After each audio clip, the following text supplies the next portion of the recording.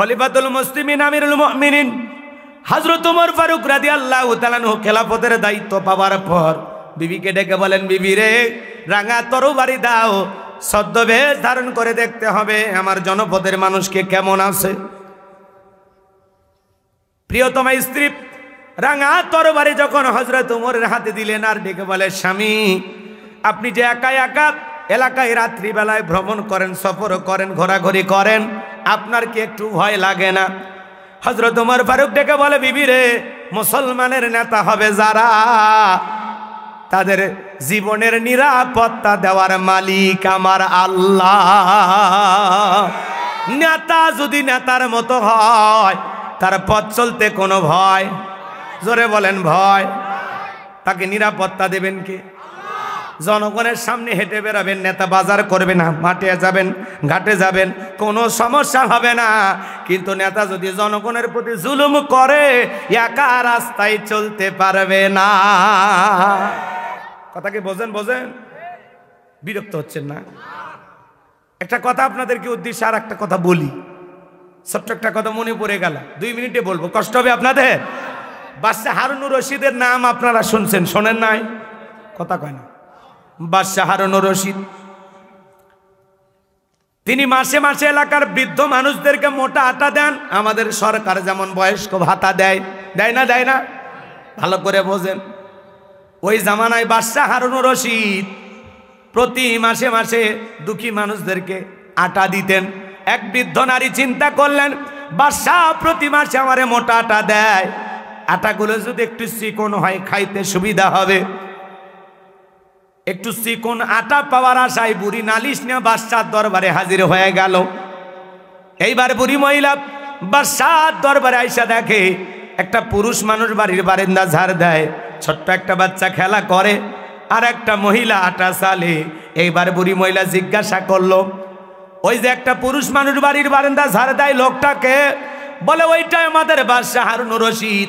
বুড়ি মহিলা অবাক হয়ে গেল যে বাদশাহ হারুনুর রশিদ কত ভালো নেতা, যে নেতা বাদশাহীও পালন করে, আবার বিবির কাজেও সহযোগিতা করে। বলেন আল্লাহু আকবার।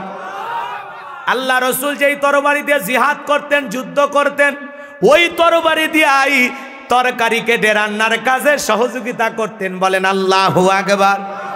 এজন্য বিবিদের ছোট ছোট রান্না বান্নার কাজে একটু সহযোগিতা করা, এটাও রসুলের সুন্নত। কথা কয় না?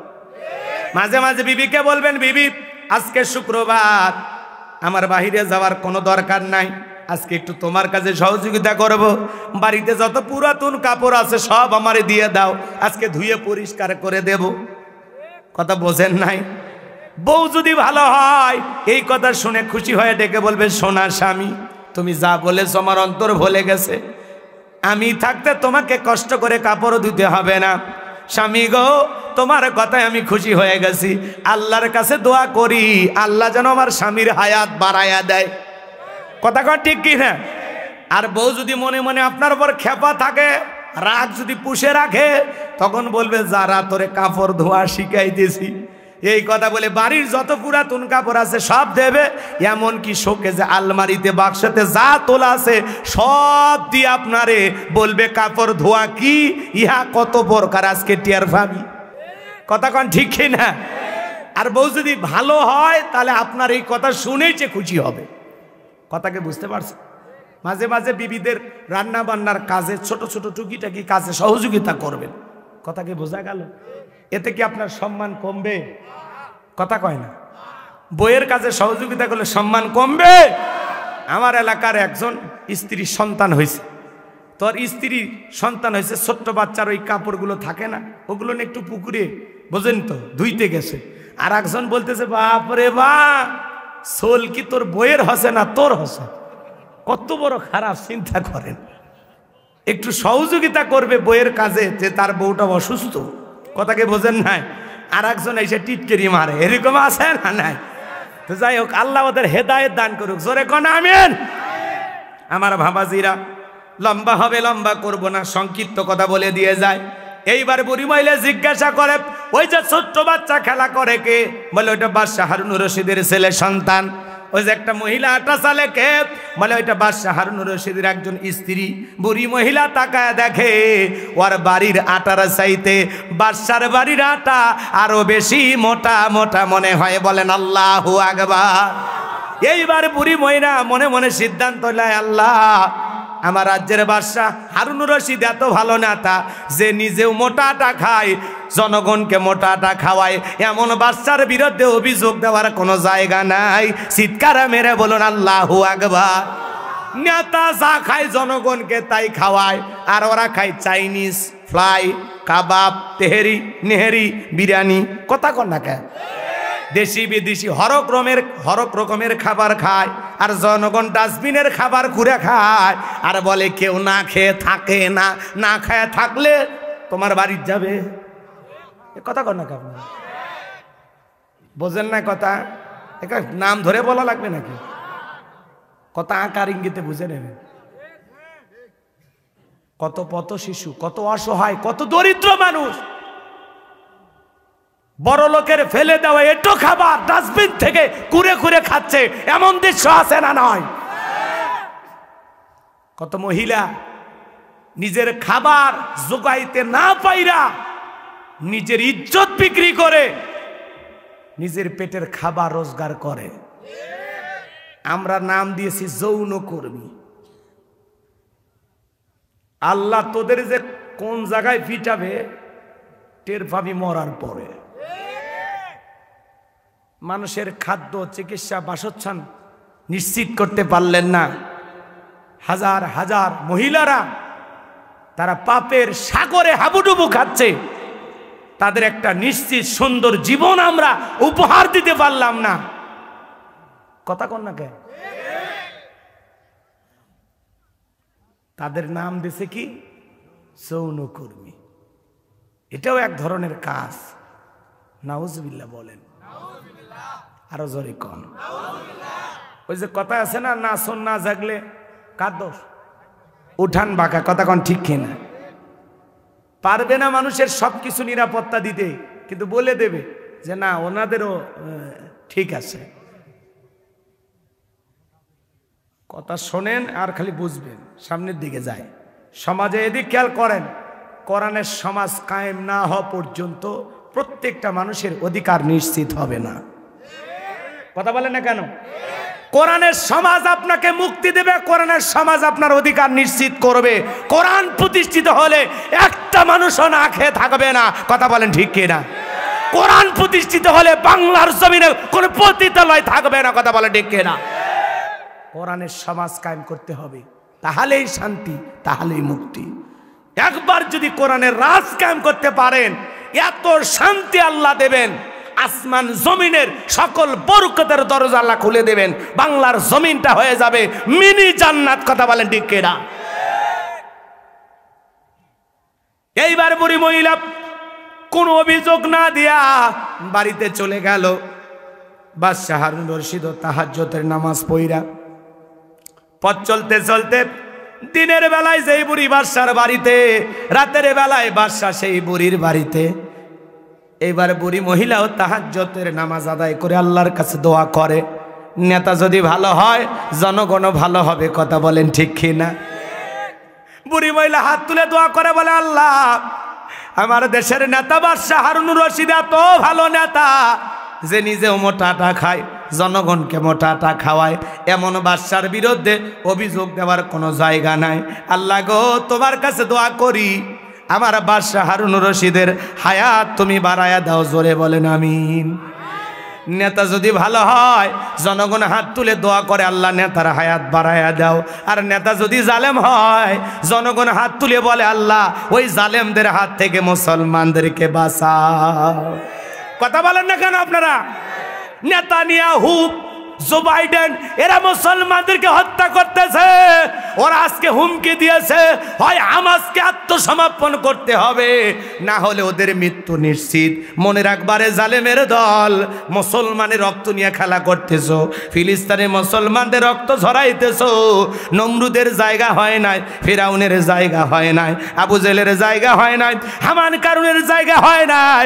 আজকে তোমরা যারা মুসলমান রক্ত নিয়ে খেলা করতেছো, আজ হোক কাল হোক পৃথিবীর ভূখণ্ডে, তোমাদেরও জায়গা হবে না।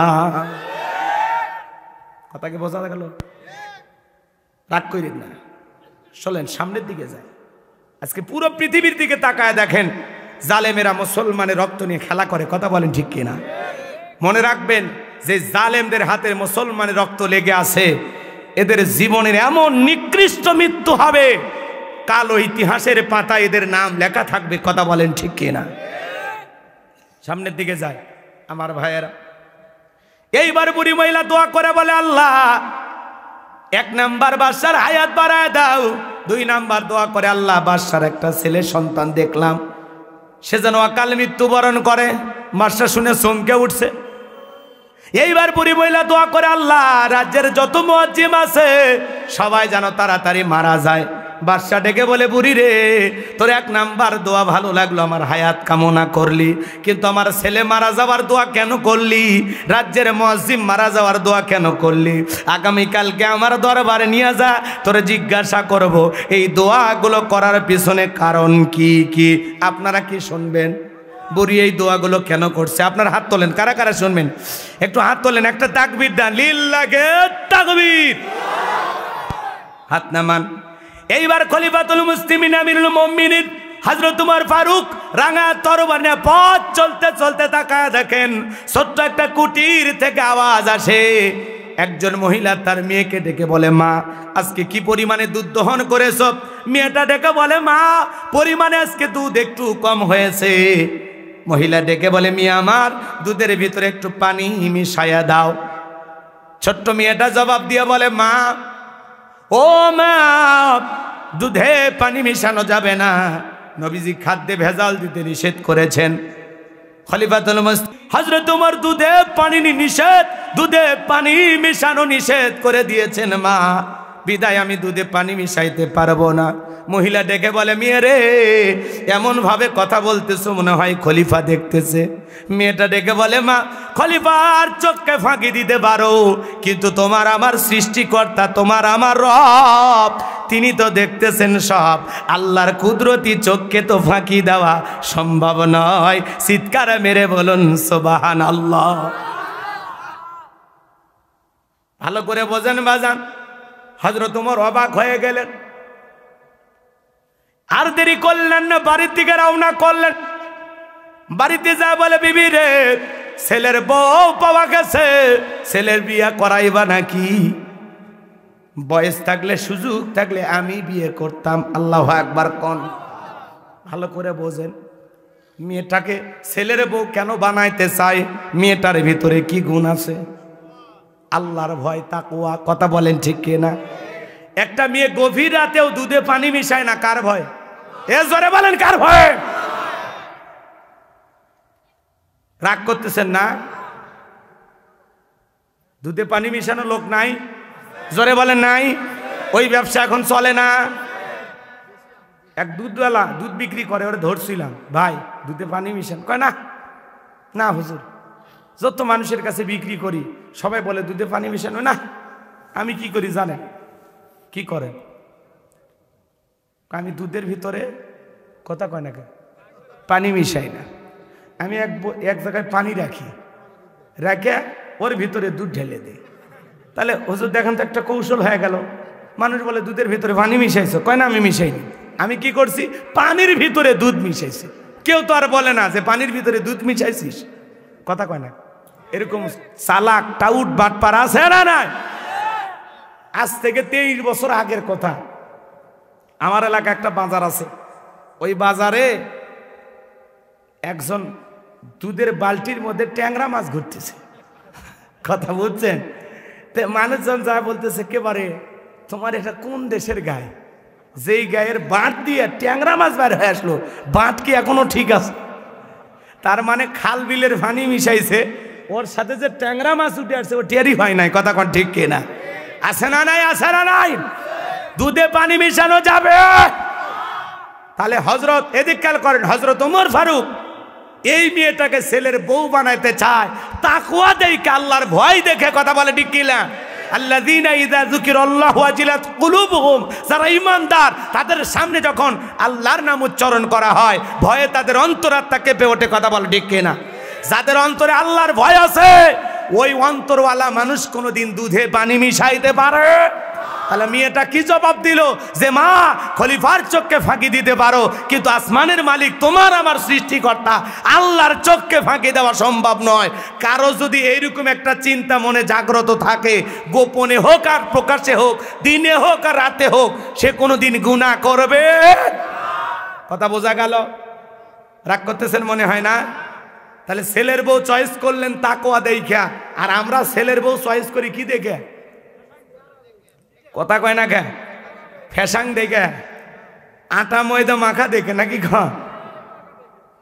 যে মেয়েটা মনে করেন শ্যাম্পু চুলে অটোতে চইরা বগুড়া আজিজুল হক কলেজে যাইতেছে, কথা বোঝেন নাই?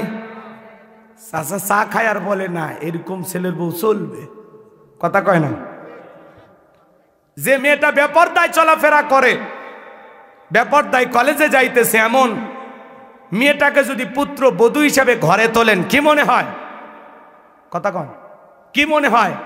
এই মেয়েটা শ্বশুর শাশুড়ির খেদমত করবে, রান্না করে শ্বশুর শাশুড়িকে খাওয়াবে। হ্যাঁ, শ্বশুরের চোখেরও ডিস্টার্ব, কথা কন ঠিক কিনা? এরা বগুড়ার মানুষ তো সেই জিনিস। আচ্ছা যাই হোক বাজান গো আমার, পুত্রবধূ চয়েস করতে হবে যে মেয়েটা নামাজ পড়ে, নেককার, দিনদার, আল্লাহওয়ালা, কথা বলেন ঠিক কিনা? কারণ ঘরের বউটা যদি ভালো হয় সব ভালো, কথা কন ঠিক কিনা? এজন্য বাজার কথা, এ কথা মনে পড়ে যায়, লম্বা হবে, লম্বা করব না। ছোট্ট একটা কথা আপনাদেরকে বলে দিয়ে যায়। আল্লাহর একজন অনেক বড় ওলি ছিলেন, নাম হলো আমর বিন আস। কি নাম? আমর বিন আস। 2 বছর ধরে পাত্রী খুঁজতেছেন, বউ পায় না, বউ পায় না। এইবার 2 বছর খুঁজতে খুঁজতে একদিন আসরে নামাজ পড়ে বের হইতেছেন। একজন বন্ধু জিজ্ঞাসা করে, দোস্ত রে, এ আমর বিন আস, তুমি কি বিয়ে করেছো? বলে না দোস্ত, আমি তো বড় আল্লাহওয়ালা না, আমি তো বড় আলেম হতে পারি নাই, মনে মনে সিদ্ধান্ত গ্রহণ করেছি এমন একটা দিনদার, নেককার, আবেদা, সালেহা, কোরআন পড়নেওয়ালা মেয়ে বিয়ে করব, যার পেট থেকে একটা নেককার সন্তান দুনিয়াতে আসবে, আর সেই ছেলেটাকে আমি বড় আলেম বানাবো। বলেন আল্লাহু আকবার। ডেকে বলে, দোস্ত এমন একটা পাত্রী এই গ্রামে আছে, যেই মেয়েটা বিবাহ, এদিক খেয়াল করেন, যেই মেয়েটা জন্মের পর থেকে আজ পর্যন্ত তার মা বাবা সারা দুনিয়ার কেউ তার চেহারাটাও দেখে নাই, তাই নাকি? বলে হ্যাঁ। এইবার তথ্য নেওয়া হলো, সব কথা মিলে গেল। মেয়েটা নামাজ পড়ে, কোরআন পড়ে, মেয়েটা পর্দা করে।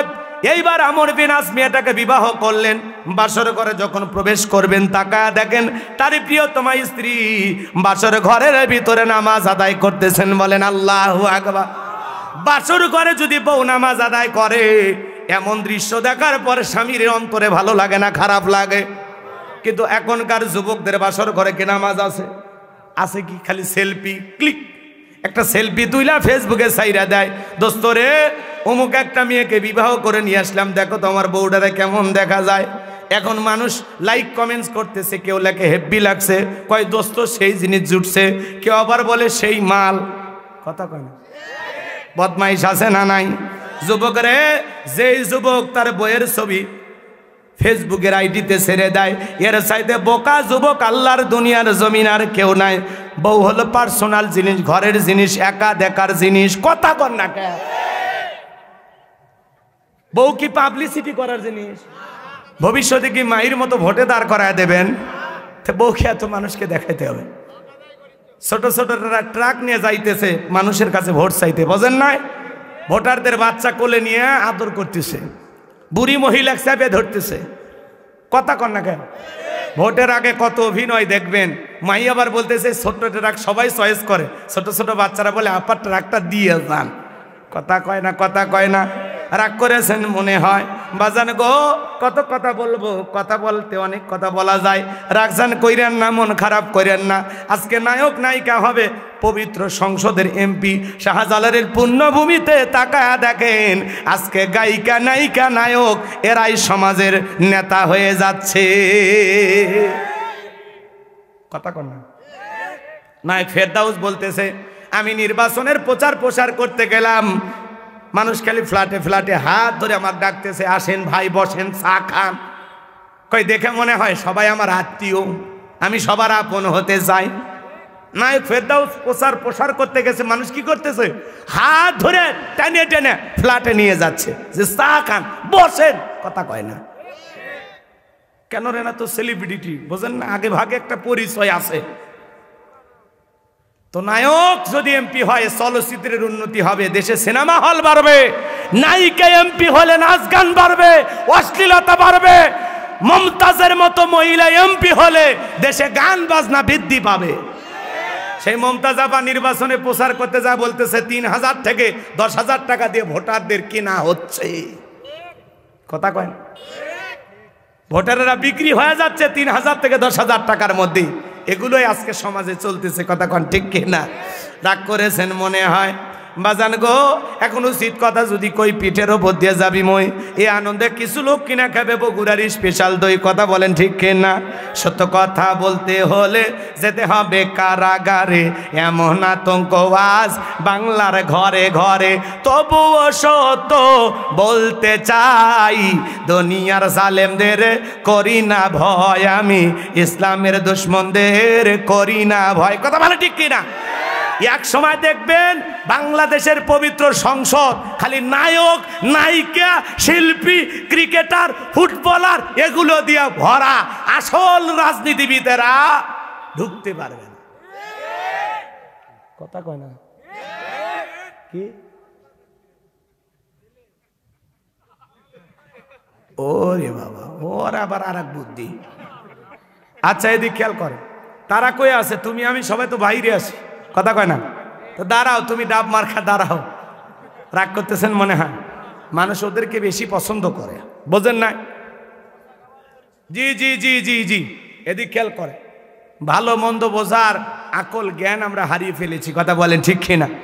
এজন্য আমরা মনে করি এরাই আসল। আসল মানুষ কারা? কাদেরকে সমাজের নেতা বানাইলে দেশের আমানত ঠিক থাকবে, কারা নেতৃত্ব দিলে দেশের কল্যাণ হবে, মানুষের উপকার হবে, কথা বলেন ঠিক কিনা? এটা আমাদের জানা দরকার। আল্লাহ আমাদেরকে হেদায়েতের পথে কবুল করুন, জোরে বলুন আমিন। তাহলে আমর বিন আস তাকায় দেখেন বাসর ঘরে বিবি কি করে, নামাজ পড়ে। এ যুবক, তোমাদের পায়ে হাত দিয়ে অনুরোধ করি, যারা বিয়ে করো নাই বাবা, বিয়েতে যেন কোনো গান বাজনা না হয়, কথা কয় না? এরকম বক্স ভাড়া নিয়ে এসে ডিক ডিক আওয়াজ দেয়, মা টিক কাবে ফেলে দিচ্ছে। এলাকার মুরব্বী এসে বলে, বাবা নামাজ হইতেছে, একটু গান বাজনা বন্ধ করো। নামাজ তো প্রতিদিন হয়, বিয়ে কি প্রতিদিন করব? এরকম বদমাইশ আছে না নাই? এতই বাধা দেওয়া হয়, তারপরে গান বন্ধ করে না। মুরব্বী এখন নামাজের মধ্যে দাঁড়ায়, মুরব্বী কাঁদতেছে, কথা কন ঠিক কিনা? এই ভ্যানওয়ালা, রিক্সাওয়ালা, অটোওয়ালা ও বিয়ে করে, তাও আর বাড়িতে 15 দিন 20 দিন গান বাজনা জায়েজ না হারাম? এলাকার মানুষের ঘুম হারাম করে, কথা বলে ঠিক কিনা? এই জন্য মসজিদ কমিটি আছে না নাই, কথা কয় না? মসজিদের ইমাম আছে না নাই? তাদের সিদ্ধান্ত গ্রহণ করা লাগবে যে এই রাঙ্গামাটিয়া এটা হলো মুসলমানদের বসবাসের জায়গা, বিদায় এই রাঙ্গামাটিয়াতে কোনো বিবাহের অনুষ্ঠানে প্রকাশ্যে আওয়াজ করে বক্স নিয়ে এসে মাইক নিয়ে আসা গান বাজনা করা সম্পূর্ণ নিষিদ্ধ, কথা কয় না? এরকম কলিজা আছে আপনাদের? আমি যেখানে জুমার নামাজ পড়াই, জানতো কেউ গান বাজানোর সাহস আছে নাকি? হ্যাঁ, এমন বলা বলছি, এমন ভাবে সিস্টেম তৈরি করেছি, আর কেউ গান বাজায় না। তো বাজান খালি মসজিদ কমিটি হয়া ওই মসজিদের কেশিয়ার সভাপতি সেক্রেটারি আর টাইলস লাগায় ঘুরলে হবে না। আপনার সমাজ সংস্কারের জন্য, সমাজের উন্নতির জন্য, সমাজ থেকে খারাপ কাজকে দূরীভূত করার জন্য আপনাকে ভূমিকা পালন করা লাগবে, কথা বল ঠিক কিনা? রাগ করেছেন মনে হয়, করেন, সমস্যা নেই। আমার ভাইয়েরা যে কথা বলতে চাচ্ছিলাম, এ যুবক, গান বাজনা করে ডিজে পার্টি কইরা, হলুদ উৎসব কইরা, নাচানাচি কইরা বিবাহ করা যাবে না। যুবক রে, আল্লাহ পাক তোমাদের সবাইকে হেদায়েতের পথে কবুল করুন, জোরে বলুন আমিন। তাহলে নেককার, দিনদার, আবেদা, সালেহা, নামাজ পড়নেওয়ালা, কোরআন পড়নেওয়ালা এমন মেয়ে দেখে বিবাহ করার দরকার আছে না নাই? যে মেয়ে কোরআন তিলাওয়াত করবে, যেই মেয়ে নামাজ আদায় করবে, যেই জবান দিয়ে কোরআন তিলাওয়াত করবে, ওই জবান দিয়ে কোনোদিন শ্বশুর শাশুড়িকে গালিগালাজ দেবে না, স্বামীকে গালি দেবে না। কথা বলেন ঠিক কি না? ভালো করে বোঝার চেষ্টা করেন। এইবার আমর বিনাশ, বিবির বাসর ঘরের নামাজ আদায় করা শেষ হয়ে গেল। বিবি খাটের ওপরে বসে আছেন, এক পা দুপা করে বিবির কাছে গেলেন, উভয়ের মধ্যে সালাম বিনিময় হয়ে গেল। এইবার আমর বিনাশ ঘোমটাটা তুলে একবার বিবির চেহারার দিকে তাকাইয়া ঘর থেকে বের হয়ে আসলেন। এইবার বিবি চিন্তা করলেন, কি ব্যাপার, স্বামী আমাকে এক নজর দেখে কেন ঘরের বাইরে চলে গেল? আমি কি কোনো বেয়াদবি করেছি?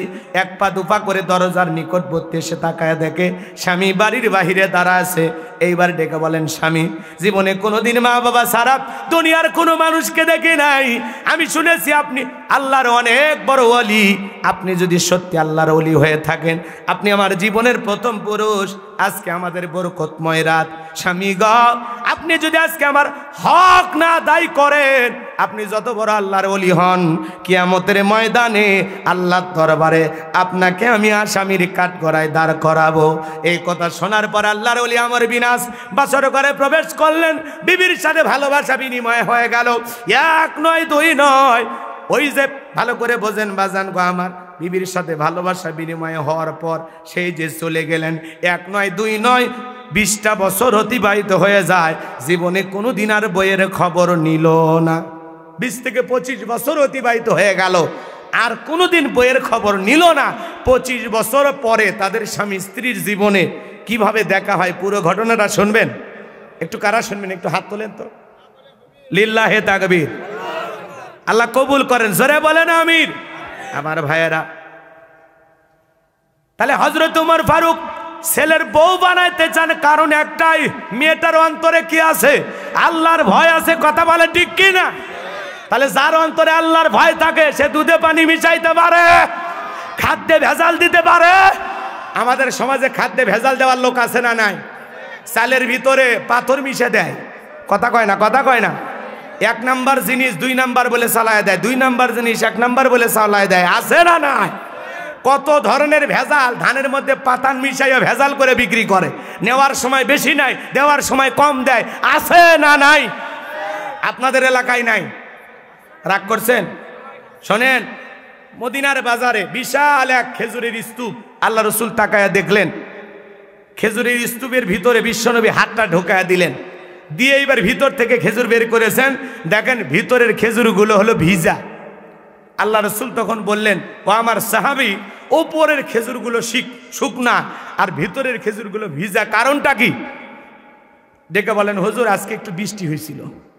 আমার নবী ডেকে বলে, না, মদিনার আকাশে কোনো বৃষ্টি হয় নাই, তুমি যা করেছো অন্যায় করেছো। এই জন্য আমার নবী বলেছেন, মঙ্গসা ফালাইসা মিন্নি, যে আমার উম্মতের সাথে প্রতারণা করে, যে আমার উম্মতকে ধোকা দেয়, সে আমার দলভুক্ত নয়। কথা বলেন ঠিক কিনা? এজন্য মুসলমান দেখবেন ওজনে এরকম হাল দিয়ে দিছে, বাড়ির যা দেখবেন তাও 200 গ্রাম কম, এরকম আছে না নাই? জোরে বলেন, আছে না নাই? আপনার ব্যবসায়ের পল্লা, ওই যে পল্লা পাথর থাকে না ওজন করা, এগুলো ধরে শপথ করে, ভাই চ্যালেঞ্জ থাকলো ওজন কম হবি না। আমি সেরকম মানুষ না। আমি একবার আমার এলাকা থেকে 5 কেজি গরুর গোস্ত নিয়েছিলাম। নেওয়ার পরে মাপে দেওয়ার পরে যে এই যে মানে ঠ্যাঙ্গের ওই যে মোটা মোটা বমগুলো থাকে না ভাই, কি কোন আপনারা বম কয় না, বমটা লম্বায় তো, ওইটা মাপে দেওয়ার পরে তুলে দিচ্ছে। আমি বলছি, ভাই এত দিচ্ছেন? কয়, হুজুর মানুষ খাইয়া দোয়া করেন। তাই নাকি? বলে হ্যাঁ। এইবার আমি আর এক দোকানে যাই, বললাম যে ভাই দেখেন তো কতটুকু বেশি দিছে। 5 কেজির মধ্যে বেশি না, 400 গ্রাম কম দিছে। কয় গ্রাম? তাহলে এত যে দিল, তারপরে কমছে না বাড়ছে? তো এই হলো অবস্থা বাজান গো আমার। ওজনে কম দেয়া যাবে না, ওজনে কম দেয়া যাবে না, খাদ্য ভেজাল দেওয়া যাবে না, দুধে পানি মিশানো যাবে না, জমিরাল ঠেলা যাবে না। যার অন্তরে আল্লাহর ভয় আছে, সুদ খাইতে পারে না, ঘুষ খাইতে পারে না, পিতামাতাকে কষ্ট দিতে পারে না, আত্মীয় স্বজনের হক নষ্ট করতে পারে না। কথা বলেন ঠিক কিনা? এক কথায় যার অন্তরে আল্লাহর ভয় আছে সে কোনোদিন কখনো তার আচরণের দ্বারা কোনো মানুষকে কষ্ট দিতে পারে না। কথা কি বোঝা গেল? কথা বলতে গেলে আরো বলা যায়, অত বলার সময় আমার হাতে নাই, সংক্ষিপ্ত করে এতটুকু শুধু বলে দিলাম। তাহলে আমাদের এদিক খেয়াল করেন, যাদের অন্তরে আল্লাহর ভয় আছে আজ থেকে হাত তুলে ওয়াদা দেন তো, একটু হাত তুলে ওয়াদা দেন তো, সুদ খাবো না, আরো আসতে কোন, সুদ খাবো না, ঘুষ খাবো না, খাদ্যে ভেজাল দিব না, ওজনে কম দেব না, পিতামাতাকে কষ্ট দেব না, বিবিকে কষ্ট দেব না, ছেলেমেয়ের হক নষ্ট করব না, পাড়া প্রতিবেশীর হক নষ্ট করব না, আত্মীয় স্বজনের হক নষ্ট করব না, দুনিয়ার কাউকে আমার আচরণের দ্বারা আমার ব্যবহারের দ্বারা আমি কষ্ট দেব না ইনশাআল্লাহ। আল্লাহ আমল করার তৌফিক দান করুন। আরো জোরে বলুন আমিন। হে যুবক, তোমার অন্তরে যদি আল্লাহর ভয় থাকে তাহলে গোপনে কোনো মেয়ের সাথে দেখা করা যাবে না, পিতামাতার চোখকে ফাঁকি দেওয়ার পার্কে যায় ঘুরো না, ঠিক আছে? আল্লাহ যুবকদেরকে হেদায়েত দান করুন, জোরে বলুন আমিন। আমার আল্লাহ বলেন আল্লাযীনা ইযা যুকিরাল্লাহু ওয়াজিলাত কুলুবুহুম, আমার আল্লাহ ডেকে বলেন যারা ঈমানদার তাদের সামনে যখন আমি রবের নাম উচ্চারণ করা হয় ভয়ে তাদের অন্তরাত্মা কেঁপে ওঠে। তাহলে যার অন্তরে আল্লাহর ভয় আছে বলেন তো বাজান, সে কোনোদিনই গুনাহের কাজ করতে পারে? তাহলে আল্লাহর ভয়ে আমরা সকল গুনাহ ছেড়ে দিতে রাজি আছি তো ইনশাআল্লাহ। এরপরে আমার আল্লাহ বলেন ওয়াসসাবিরিনা আলা মা আসাবাহুম, আল্লাহু আকবার। 2 নাম্বার আমার আল্লাহ তাআলা ডেকে বলেন ওয়াসসাবিরিনা আলা মা আসাবাহুম, বিপদ আপদ মুসিবত আসলে ধৈর্য ধারণ করা লাগবে, সবর করা লাগবে। বাজান গো আমার, জীবনে যত বিপদ আসুক মুসিবত আসুক সদা সর্বদাই সবর করার দরকার আছে না নাই? ইন্নাল্লাহা মা'আস সাবিরিন, যারা সবরকারী ধৈর্যশীল তাদেরকে ভালোবাসেন কে? ধৈর্যশীলদের সাথে আছেন কে? মনে রাখবেন, ধৈর্য ধরলেই জীবনে সফলতা, ধৈর্যের ফল মিষ্টি হয়, কথা বলে ঠিক কিনা? এজন্য আল্লাহ বলেন ওয়াসসাবিরিনা আলা মা আসাবাহুম, বিপদ আপদ মুসিবতে সবর করা লাগবে, ধৈর্য ধারণ করা লাগবে। বলেন তো ইমানদার হিসাবে আমাদের ধৈর্য কম না বেশি? ধৈর্য কম। আচ্ছা, আমার কথা কি আপনারা বোঝেন না নাকি দোয়া করে দেব? একটু কথা বোঝেন। 5 জন যদি বোঝেন আলহামদুলিল্লাহ। ওয়াসসাবিরিনা আলা মা আসাবাহুম, বিপদ আপদ মুসিবত আসলে ধৈর্য ধারণ করতে হবে, সবর করতে হবে, ভেঙে পড়া যাবে না। মুমিন বিপদে ভেঙে পড়ে না, মুমিন বিপদে, কথা বলে না কেন, ধৈর্য ধারণ করে, সবর করে, মুমিন ভেঙে পড়ে না, কথা বলে ঠিক কি না? সবরের পরীক্ষা দিয়েছিলেন আল্লাহর একজন পয়গম্বর, নাম হলো আইয়ুব আলাইহিস সালাম। জোরে বলেন কি না? আরো জোরে বলেন। আল্লাহর নবী আইয়ুব আলাইহিস সালাম, আল্লাহ রাব্বুল আলামিন ধন সম্পদ টাকা পয়সা স্ত্রী পরিবার পরিজন সব দিয়েছেন। পয়গম্বর সদা সর্বদা আল্লাহর জিকির করেন। শয়তান আল্লাহকে ডেকে বলেন আল্লাহ তোমার আইয়ুবের সবকিছু ভালো মতো আছে, এই জন্য তোমার জিকির করে, তুমি অনুমতি দাও গো আল্লাহ, তোমার আইয়ুবকে আমি পরীক্ষা করে দেখতে চাই। ধন সম্পদ কেড়ে নিলে তোমার আইয়ুব তোমার জিকির করবে না।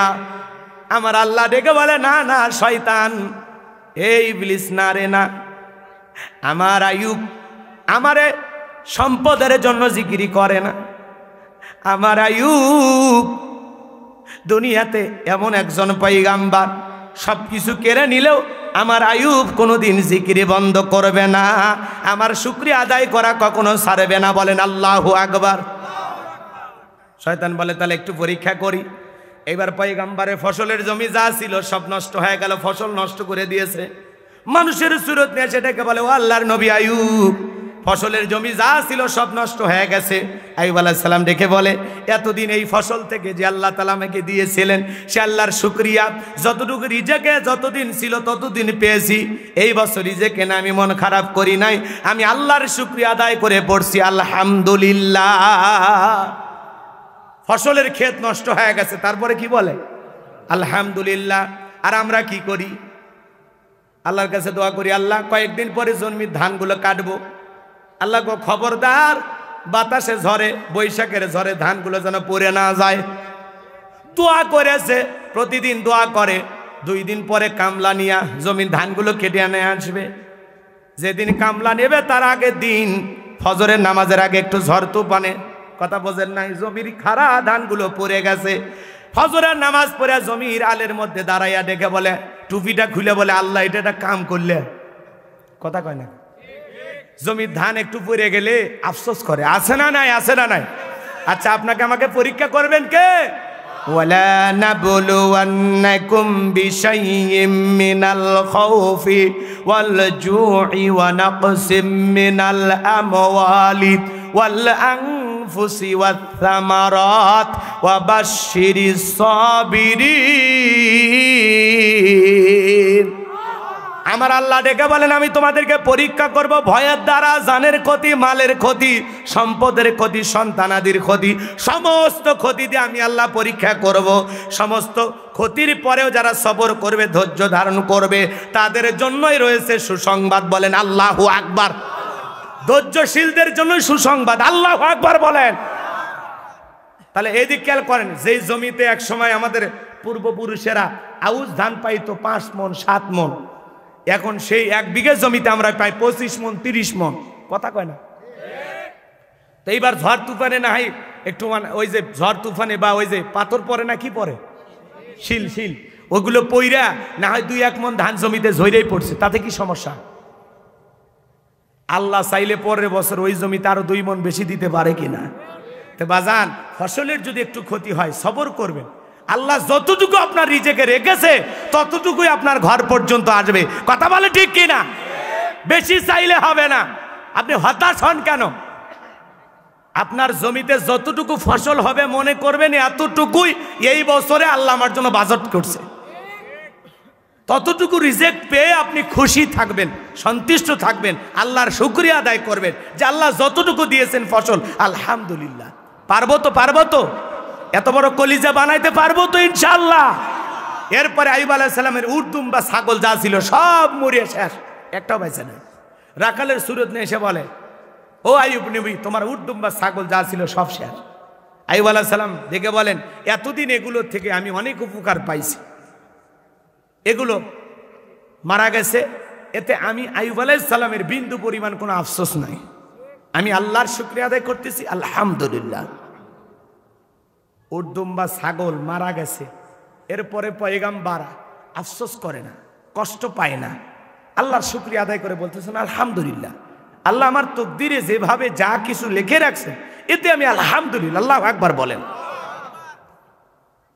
কিন্তু এদিকে খেয়াল করেন, আমাদের সমাজে কি একটা গাভী যদি মারা যায়, একটা ছাগলের বাচ্চা যদি মারা যায়, একটা মুরগিও যদি মারা যায়, 3 দিন আমরা শোক পালন করি। কথা কয় না? আমার এক এলাকার এক চাচা গাভীর বাছুর মারা গেছে, কথাকে বুঝছেন তো? চাচা লঙ্গি কোন জায়গা তুলছে আমি আর ওইটা বললাম না, আপনারা বুঝে নেন। ওই জায়গায় লঙ্গি তুলে চাচা দৌড়াইতেছে আর মনে মনে কি যেন বলতেছে। আমি তখন জিজ্ঞেস, চাচা ঘটনা কি ঘটছে? সেই কথা বলিস না বাবা, আল্লাহর চোখ নাই। নাউজুবিল্লাহ কন, একটু জোরে কন, আরো জোরে বলেন নাউজুবিল্লাহ। চাচা ঘটনা কি ঘটছে খুলে বলেন। আমার গাভীর বাছুরটা হয়েই মারা গেছে, আল্লাহ কেন বাছুরটা মারল? আমি তখন বললাম, চাচা এই যে ছোটখাটো বিপদ আপদ মুসিবত দিয়া আল্লাহ বান্দার ইমানকে পরীক্ষা করে। কথাকে বোঝা গেল? বান্দার ইমানকে আল্লাহ তাআলা পরীক্ষা করে, এজন্য আপনি সবর করেন, ধৈর্য ধারণ করেন। তখন ডেকে বলে, বাবা বাছুর না মারে আল্লাহ মাক বাড়লো না কে? আমি বললাম, বাছুর মারাতে আপনারা যে গরম হয়েছেন, আপনারে মানলে তো আজরাইলের নামে থানায় মামলা দিতেন। কথা কোন ঠিক কিনা? আজকে দেখবেন মানুষের ছোটখাটো বিপদ আপদ মুসিবত যদি হয়ে যায়, দেখবেন মহিলারা এক বাড়ির মুরগি যদি মারা যায় আর এক বাড়ির মুরগি যদি ওর বাড়িতে যায়, বিশাল বড় একটা লাঠি নিয়ে ওই মুরগির ঠ্যাং ভেঙে দেয় আর বলে আমার গুলে মরে সাপ আছে, আর মানুষের গুলে এসে আমার বাড়িতে খায়। মার বাড়ি আছে না নাই? বাজানে গো, রাগ করবেন না বগুড়ার মুসলমান, হয়তোবা কথাগুলো একটু বাস্তবতার মনে হইতেছে, এই কথাগুলো আমাদের জানার দরকার আছে না নাই? একটু মনোযোগ দিয়ে শোনেন বাজান গো আমার। তাহলে জীবনে ছোটখাটো যদি বিপদ আপদ মুসিবত হয়, সবর করতে হবে, ধৈর্য ধারণ করতে হবে। গরু ছাগল যদি মারা যায় মন খারাপ করবেন না। এই ছোটখাটো মুসিবত দিয়া বিপদ দিয়া আল্লাহ আপনার ঈমানটাকে পরীক্ষা করেন। আমার আল্লাহ ছোট বিপদ দিয়া বান্দার অন্তরের দিকে তাকায়া থাকেন যে বান্দা এটাতে খুশি না বেজার। ছোট ছোট বিপদে যদি আপনি বলেন আলহামদুলিল্লাহ, আমার তকদিরে, আমার কপালে, আমার ভাগ্যে আল্লাহ যা লিখে রেখেছেন তাই হয়েছে, আমি মন খারাপ করি নাই, বেজার হই নাই। আর আপনি যদি এগুলো ছোট ছোট পরীক্ষায় যদি আপনি আল্লাহকে গালিগালাজ দেন, আল্লাহর ওপর অসন্তুষ্ট হন, তাহলে কপালে আরো দুঃখ আছে না নাই? যাই হোক, আর লম্বা ইতিহাস আমি লম্বা করব না। এইবার আইয়ুব আলাইহিস সালামের বিষয়ে শয়তান ডেকে বলে, আল্লাহ এভাবে হবে না, কি করা লাগবে? ওই দেহটা সুস্থ আছে এই জন্য আপনার জিকির করে, অসুস্থ হলে আপনারা ভুলে যাবে। আমার আল্লাহ ডেকে বলে, না শয়তান, আমার আইয়ুব আমাকে ভুলে যাবে না। এইবার আইয়ুব আলাইহিস সালামের পরীক্ষা আসলো কি, পুরো ঘা দিলেন, অসুস্থ হয়ে গেলেন আল্লাহর পয়গম্বর। 1 নয় 2 নয় 18টা বছর আইয়ুব আলাইহিস সালাম অসুস্থ। কি হাজি সাহেব, 7 দিন যদি জ্বর থাকে, 5 দিন যদি জ্বর থাকে, কত বেনামাজি ঘরে, আর আমি 5 ওয়াক্ত নামাজ পড়ি, কতদিন হলো জ্বর ভালো হয় না। মানে জ্বরের ঠেলায় চাচা কান্দে, কথা কয় না। এ রাগ করছেন আপনারা? আচ্ছা, অসুস্থতা কার নিয়ামত? সুস্থতাও কার নিয়ামত? তাহলে সুখে থাকি আর দুঃখে থাকি সদা সর্বদাই শুকরিয়া হবে কার? তাহলে আপনি হতাশাগ্রস্ত হন কেন? সুস্থতা আল্লাহর নিয়ামত, অসুস্থতাও আল্লাহর নিয়ামত। যখন অসুস্থ থাকি কুতিয়ার বলি, আল্লাহ আল্লাহ মাফ করো, আল্লাহ আল্লাহ এইবার না বাঁচাও, আল্লাহ আল্লাহ দেখ, আল্লাহ, কথা কয় না। যখন অসুস্থ থাকে কোতে আর আল্লাহ ডাকে, কোতে আর আল্লাহ ডাকে। যখন সুস্থ হয় ওই শালাক ধরে কি, কথা কয় না। মনে হয় জীবনে অসুখই হয়নি, তিরিং বিরিং করে এখন ঘোরে, আল্লাহর নাম আর একবারও নাই। এ কথা কন নাকি আপনারা? এই জন্য সুস্থতাও আল্লাহর নিয়ামত, অসুস্থতাও আল্লাহর নিয়ামত। সদা সর্বদাই জিকির হবে কার? শুকরিয়া হবে কার? লা ইন শাকারতুম লাযীদান্নাকুম ওয়া লা ইন কাফারতুম ইন্না আযাবি লাশাদীদ। নিয়ামত পাওয়ার পরে যারা শুকরিয়া আদায় করে আল্লাহ তাদের নিয়ামতগুলোকে বাড়ায়া দেন, আর যারা নিয়ামত পাওয়ার পরে না শুকরিয়া আদায় করে নিয়ামতও ছিনায়া নেন, এবং এদের জন্য রয়েছে কঠোর আযাব, শাস্তির ব্যবস্থা। জোরে কোন নাউজুবিল্লাহ। একটু অসুস্থ থাকলে আপনার মুখের দিক তাকান যায় না। আসসালামু আলাইকুম, চাচা কেমন আছে? ঠোঁটগুলো না মরে ভেসে আছি, কথা কয় না। এটা কোনদিন মুসলমানের মুখের জবাব হতে পারে? আপনি কি বলবেন? আলহামদুলিল্লাহ। আপনি তাও কোনো মতে হাঁটতে পারতেছেন, এমনও মানুষ আছে খালি ফেল ফেল করে তাকায় আছে হাসপাতালে, তো তার চাইতে ভালো নাই আপনি? এগুলো তো আজ ভাল লাগবে না আপনাদের, বিরক্ত হবেন আমি জানি, হন কোনো সমস্যা নাই। বাস্তব কথায় না তিতেই লাগে, কইলে আমরা বুঝি, তো বোঝেন তে এততে আমল করেন না কে? আমি তো আজকে আমার সাথে অনেকে দেখা গেলো, ভাই কেমন আছেন? আসি হুজুর আসি। একজনের মুখে তো আলহামদুলিল্লাহ নাই। তা আপনি কি, আপনার জবাব কি ভালো আছি না আলহামদুলিল্লাহ? কথা বলেন, কথা বলেন। তাহলে সুখে থাকি আর দুঃখে থাকি, হাসপাতালে থেকে আর বাড়িতে থাকি, সদা সর্বদাই শুকরিয়া হবে কার? তাহলে চিৎকার মেরে বলুন আলহামদুলিল্লাহ। বাজান গো আমার, আইয়ুব আলাইহিস সালাম 18 বছর ধরে অসুস্থ। বাজার আজকে আপনি 5-6 মাস 2-4 দিন অসুস্থ থাকলে আল্লাহর উপর বিরক্ত হয়ে যান, মন খারাপ করেন, বলেন আল্লাহ দুনিয়াতে এত মানুষ থাকতে আপনি শুধু আমারই দেখেন। আমরা কত আফসোস করি, অনুশোচনা করি। বাজান এরকম করা যাবে না, ভালো করে বোঝেন। আইয়ুব আলাইহিস সালামের একটা স্ত্রী নাম হলো কি? রহিমা, সুন্দরী। সুলাইমানকে দিলেন আল্লাহ তক্তে তাকাব্বরি, আইয়ুব আলাইহিস সালামকে দিয়েছিলেন আল্লাহ রহিমা, সুন্দরী। জোরে বলেন মারহাবা। 18 বছর 2-4 দিন অসুস্থ, 2-4 দিন অসুস্থ থাকলে আল্লাহর উপর বিরক্ত হয়ে যান, মন খারাপ করেন, বলেন আল্লাহ দুনিয়াতে এত মানুষ থাকতে আপনি শুধু আমারই দেখেন। আমরা কত আফসোস করি, অনুশোচনা করি। বাজান এরকম করা যাবে না, ভালো করে বোঝেন। আইয়ুব আলাইহিস সালামের একটা স্ত্রী নাম হলো কি? রহিমা, সুন্দরী। সুলাইমানকে দিয়েছিলেন আল্লাহ রহিমা, 18 বছর স্বামী অসুস্থ, ফেলায় গেলেন না, স্বামীর সেবা করলেন, স্বামীকে ভালোবাসা দিলেন, স্বামীর সেবা যত্ন করলেন। এখন কি এরকম রহিমার মতো ভাগ্যবতী স্ত্রী পাওয়া যাবে? এখন যদি স্বামী 6 মাস 1 বছর অসুস্থ থাকে, কত বিবি রাগান্বিত হয়, মরণের রোগ ধরছে, মরেও না, খাতাও ছাড়ে না, আছে না নাই? আবার ঔষধও খিলায়, ধরো না ঔষধটা খায় উদ্ধার করো, মানে বিছানা শুতে গেছে, আছে আছে আছে, এরকম বউ আছে না নাই? ঔষধও স্বামীর মুখে তুলে খিলায়, আবার মরণেরও দোয়া করে। কয়েকদিন আগে এক বউ ঝগড়া লাগে, এক কামড় মেরে স্বামীর কান ছিঁড়ে ফেলে দিছে। এরকম বউ যার দুনিয়াতে জাহান্নাম তার, কথা কন ঠিক কিনা? এরকম মহিলা অবশ্য বগুড়াই নাই। 18 বছর যদি এখন কোনো স্বামী অসুস্থ হয় আইয়ুব আলাইহিস সালামের মতো, আমার মনে হয় ও সুস্থ হয়ে ওর বউ খুঁজে পাবি, ওই দেখবি ওর বউ আর একজনের সংসার করে 4টে ছেলের মা হয়ে গেছে, কথা কন ঠিক কিনা? কারণ এত বছর এখনকার মহিলা ধৈর্য ধারণ করে থাকতে পারবে? জোরে বলেন পারবে? আপনি একটু অসুস্থ হওয়ার ভান করেন তো, দেখেন তো কি বলে, দেখবেন ওর মনের ভিতর যা আছে সব প্রকাশ হয়ে যাবে। কথাকে বোঝা গেল? বাজান, আমার মন খারাপ করবেন না, যে কথা বলতে চাচ্ছিলাম, ও প্রতিদিন ডাক্তারের কাছে যাবে, সমস্যা নাই। আপনার একদিন জ্বর সর্দি মাথা ব্যথা হয়ে গেলে বলবে, তোমার অসুখ হলে তোমাকে নেওয়াই যায় না, পুরুষ মানুষ এত নরম হলে চলে, কথা কয় না, আছে না না এরকম বউ? চলেন সামনের দিকে যায়। একদিন শয়তান আইয়ুব আলাইহিস সালামের স্ত্রী রহিমা সুন্দরীকে ডেকে বলে, ও রহিমা সুন্দরী, অসুস্থ স্বামীর সেবা করে কি লাভ? জীবন যৌবন উপভোগ করার জন্য একটা ছেলে দিকে বিয়ে করে নাও।